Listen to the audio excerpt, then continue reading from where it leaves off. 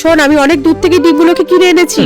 একটা ডিমেও যদি তুই হাত দিয়েছিস না, তাহলে দেখবি তোর কি অবস্থা করি। মাম্মাম, আমি তো ডিম খাই না, তুমি নিশ্চিন্তে থাকতে পারো, আমি ওতে হাত দেব না। ঠিক আছে, আমি এবার অফিসে গেলাম। ঠিক আছে মাম্মাম।